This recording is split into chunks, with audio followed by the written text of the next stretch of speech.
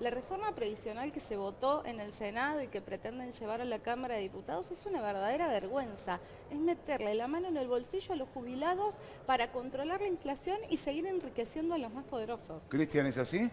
Sí, categóricamente. Acá hay una transferencia de ingresos programada de todos los sectores vulnerables, porque el cambio de índice afecta no solo a los jubilados y pensionados, que es lo que más se menciona, sino a todos los que cobran la asignación universal por hijo, pensiones por discapacidad, etc. Entonces, acá tiene una gravedad enorme, imposible, digo, de minimizar, que es este plan de las 3 reformas que quieren hacer, que son claramente retrógradas. Y quería decir una cuestión de lo de la Organización Mundial de Comercio, que en realidad lo que Argentina está negociando es un pacto muy contraproducente de libre comercio con la Unión Europea y el Mercosur, que incluso ya lo que se dice es que lo que podría beneficiar las exportaciones de la región es lo que quedaría afuera, que es el capítulo agropecuario. Sí. Entonces no se entiende qué beneficio podría ser para los países de la región firmar ese pacto que beneficiaría a los grandes monopolios de los países de la Unión Europea, sobre todo Alemania y Francia,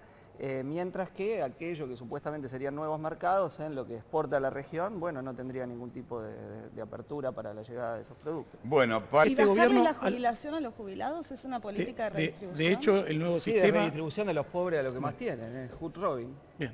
Volviendo a lo que te estaba planteando, el mecanismo más eficiente es el crecimiento económico. Este cuatrimestre va a estar cerrando con un 5% proyectado de crecimiento anual, lo cual es enorme comparado a la región.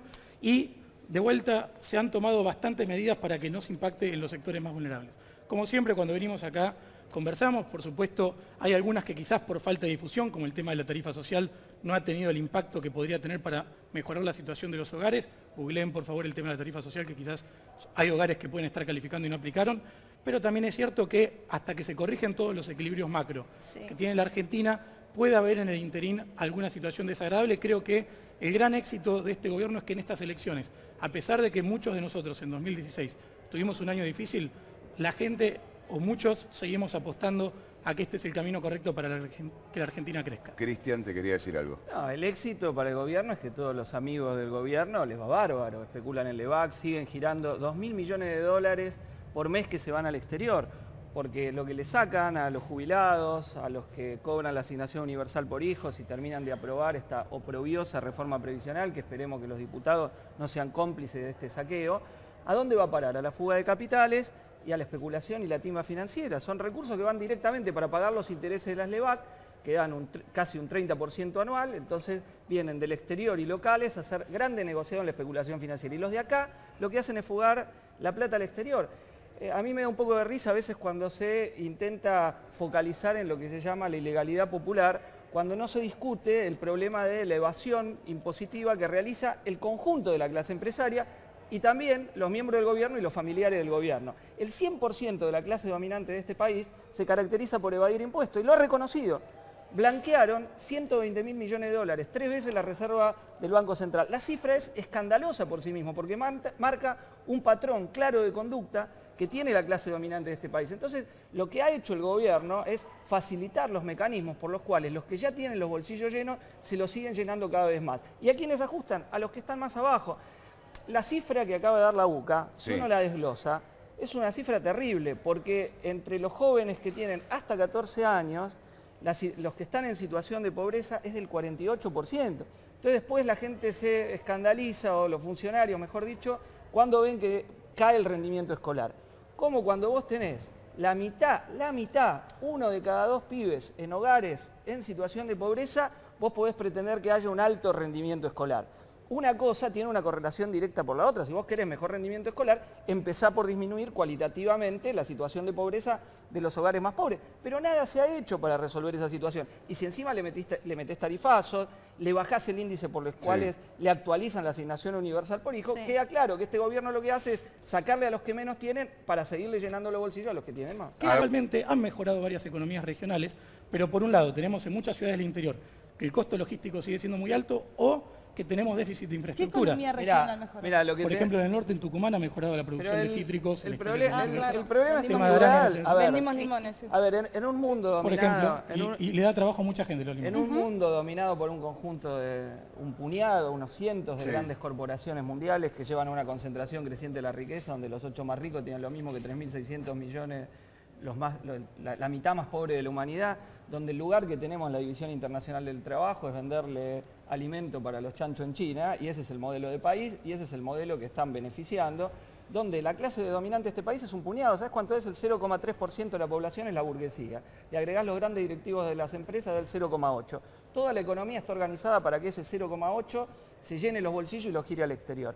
Así nunca los recursos alcanzan, porque si toda la riqueza social que generan los trabajadores día a día, yendo a trabajar desde 7, 8 de la mañana, jornadas de 10, 12 horas en muchos casos, y otros que ni siquiera pueden acceder a un laburo y tienen que vivir de changas, de planes sociales, esa riqueza social, ese puñadito se la lleva al exterior y bueno, no hay nunca recursos que alcance. Cuando a vos te dicen, no hay para educación, no hay para salud, no hay para vivienda, falso. Eso que se genera internamente se va afuera. Y los amigos del presidente son los que tienen toda la fuga de capitales. El ministro de Hacienda, y esto en cualquier lugar hubiese sido un escándalo, declaró una riqueza personal de más de 90 millones de pesos, los cuales 75 millones están en el exterior. O sea que es un modus operandi de la burguesía de este país y de los grandes directivos de empresas que pueblan el gobierno, hacer esto. Ellos lo consideran natural, evadir impuestos, hacer maniobras de ilusión, tener ejércitos de contadores y abogados para ver cómo nos estafan a todos.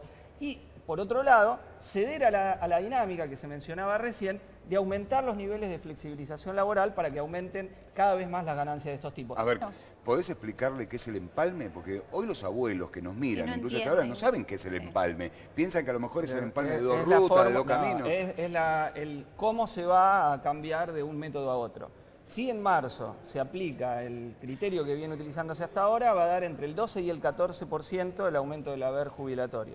Si se aplica la fórmula del gobierno, va a dar un 5,3, un 5,4.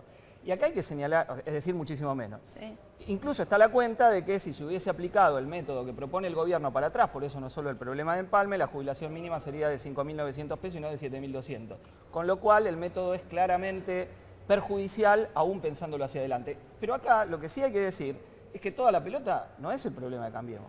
Acá en el Senado lo votaron senadores que hicieron campaña para la oposición, senadores que dijeron que no iban a aplicar el ajuste, senadores del Partido Justicialista que lo votaron. Y ahora en diputados el gobierno es minoría.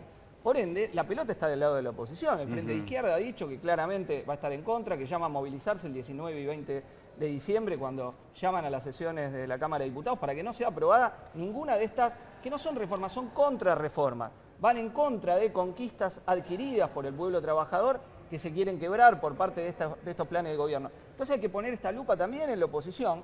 Y frente al problema del trabajo que se hablaba recién, hay tres modelos. Hay un modelo que es precarización creciente, hay un modelo que es una renta de subsistencia para todos, porque la aplicación de tecnología liquida puestos de trabajo, y hay otra que viene sosteniendo el Frente Izquierda, que es la reducción de la jornada laboral a 6 horas, repartiendo el trabajo entre ocupados y desocupados, que es la única salida racional para que los costos de la crisis no sean pagados por el pueblo trabajador. Y frente a eso ninguno quiere discutir. Ellos Cristian. querían aumentar Sí. la jornada de trabajo de 8 a 10 horas con el famoso banco de horas, que era una vergüenza, era liquidar algo que está desde 1929, no para algo mejor que lo que queremos nosotros, 1929, 8 horas, porque ahora no reducir las 6 horas y la productividad del trabajo ha tenido un aumento creciente y podríamos evitar esa irracionalidad del capitalismo, que es millones de desocupados por un lado y otros trabajando jornada de 10 o 12 horas que a los 10 años quedan absolutamente rotos y no pueden seguir laburando. Cristian, Generacional, si querés.